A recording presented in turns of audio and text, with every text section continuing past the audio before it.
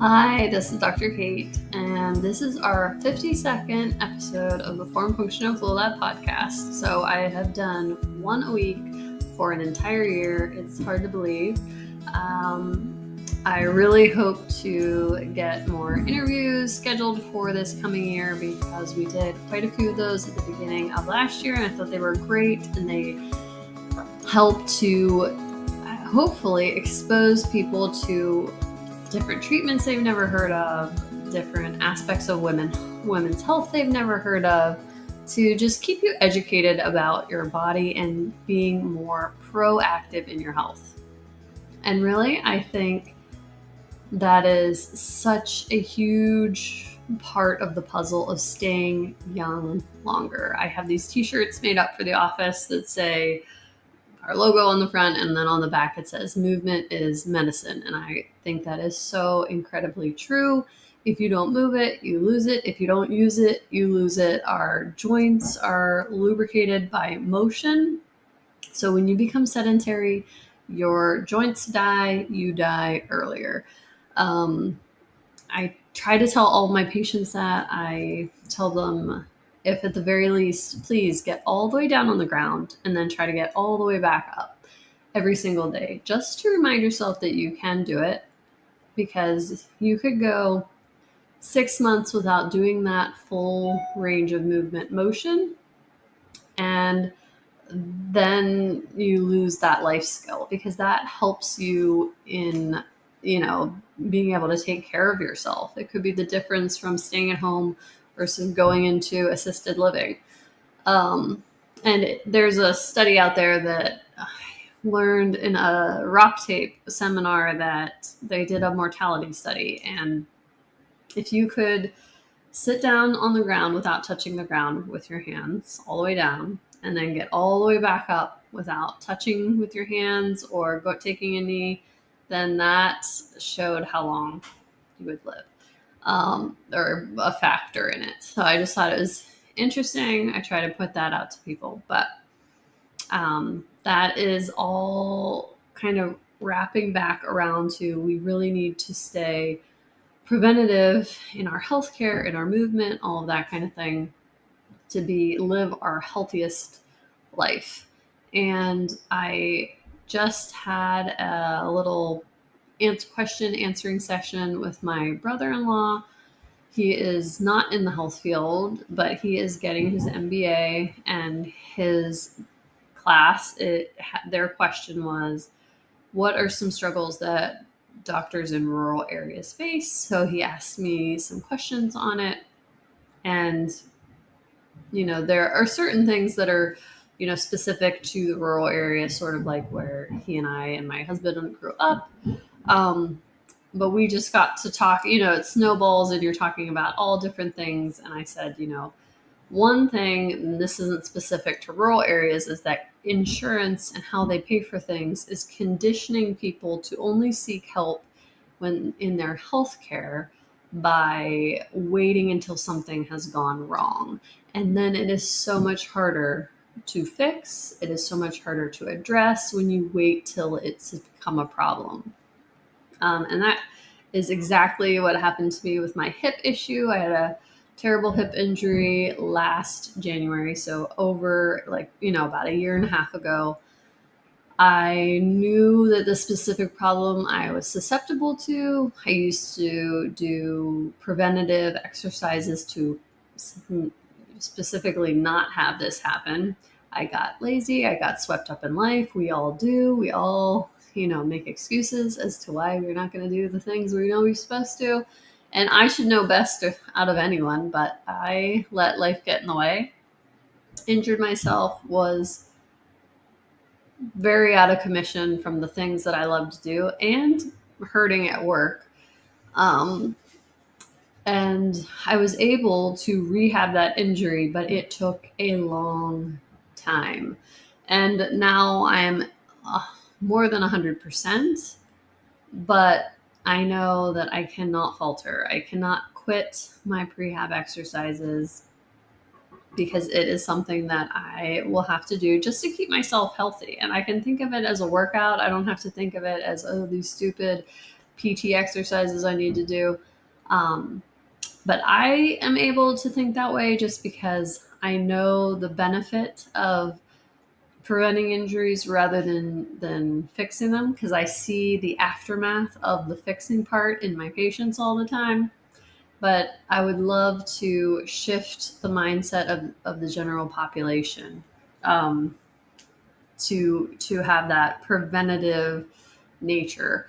Um, I have done a few podcasts on an issue I'm having with my thyroid, and there is a lump on this left side. It looks very suspicious. I hadn't been to a PCP in an embarrassingly long time. I'm very good about very regular yearly checks for the dermatologist because I've had issues, the gynecologist, religious about it, the dentist. I love to get my teeth cleaned.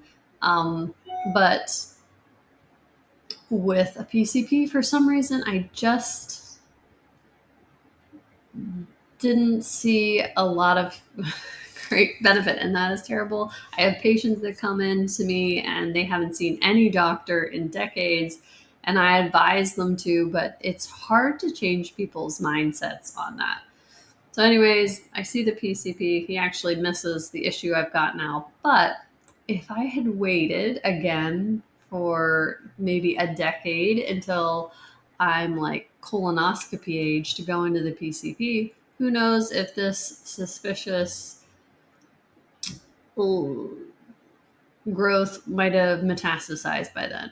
I don't know. And it's so much easier to simply treat something like this right away by doing preventative stuff rather than letting it become a huge problem. So that's like the more medical end of things, seeing it's more expensive, it's more tough on you, on your family, on your body.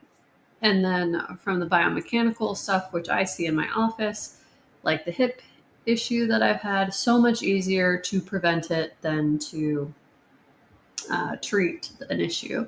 And then, all know that I love women's health, and I am working on a pregnancy program to help people catch people before they have just, made all the mistakes you want to avoid, giving them a worse problem afterwards, making their postpartum so terrible and so hard to rehab from. So I just want to start educating people on stuff that they can do ahead of time, weaknesses they can look for in themselves that they can work on ahead of time, and making ourself more resilient, more durable, and healthier in general. And I really feel that movement plays such a huge role in that. And you can link it back to all the different podcasts I've done. Movement helps with, obviously, joint health, keeps things lubricated. It helps with the lymph system. I've done a podcast on that. And I actually just took a continuing ed course from Dr. Perry Nicholson. I would love to interview him. He is the founder of Stop Chasing Pain. I took his blood flow course. I've taken his vagus nerve course, but most recently I've taken his lymph course. And stagnant lymph system is going to lead to inflammation. It just is. And we tend to have a stagnant lymph system in general as a population because of not moving very much, because the lymph system gets moved around your body by movement. So we're connecting it back to staying moving. And poor breathing, because getting your diaphragm to move up and down nice and regularly helps to push the lymph system around. And then also, there's other things you can do to move the lymph system around, but movement is a big one. And being stagnant or being stressed and not breathing properly are two big things that we tend to suffer with as a society. And it really gives us that stagnant lymph system. So kind of like connecting the dots If we aren't moving and we're not breathing well and we're chronically stressed and our lymph system is like a scudgy pond instead of a nice crystal clear, beautiful, well moving lake or stream, you are going to have inflammation. And inflammation is the root of so much disease and issues like that. So, we have so many, and I don't know if they're just getting better at diagnosing it or if people are just not well, not as healthy. But I see a ton of people in my office that have some type of autoimmune disease. And once you have one autoimmune disease, you are susceptible to other autoimmune diseases. So as you're connecting those dots, you've got inflammation being a greater factor in society today, and then you have this surge of autoimmune issues, hormone regulatory issues, increase in cancer, and all sorts of things. And so in my own health journey here, it's like I had already planned on taking the lymph course with Dr. Nicholson, and I've taken other lymph courses in the past, but it was perfect timing because I had already signed up for or planned on taking it before I had this thyroid issue and possibly cancerous thing happening. So peeling back how I want to stay healthy and be preventative, just like I try to do with my musculoskeletal health. I also want to practice what I preach and increase my, good lymph flow, try to decrease processed inflammatory foods from my diet, really take out sugar from the diet. Sugar is also super inflammatory, and I just know that myself personally, whenever I cut sugar out from my diet, I feel fantastic. My hands feel like great, and that it would be my weak spot, especially because of what I do. I do so much hands-on work with patients. When I eat a lot of sugar and that kind of thing, like I was on vacation and I ate sugar and hadn't eaten sugar in a very long time, and my hands, even though I wasn't working, started to ache and feel very tight in the morning. So I can notice a change that quick in how I respond to having sugar. And I eat natural sugar, like in fruit or that kind of thing, but I'm talking sugars in processed stuff, sugar as in the form of candy, sugar in the form of like fruity coffees, sugar in that type of form. I really had cut out all of those things for the better. So once you take that out, you're feeling good. You kind of don't even notice that you're feeling good because it just happens. And then you add it back in and you're like, oh, yeah, that was bothering me quite a bit. So that is one of the other things that I'm going to definitely really take seriously from now on. So sometimes you just need that kick in the butt to be like, I need to take my health much more seriously, because prevention in all the realms is going to be so much more effective than trying to put out the fire after they're already blazing.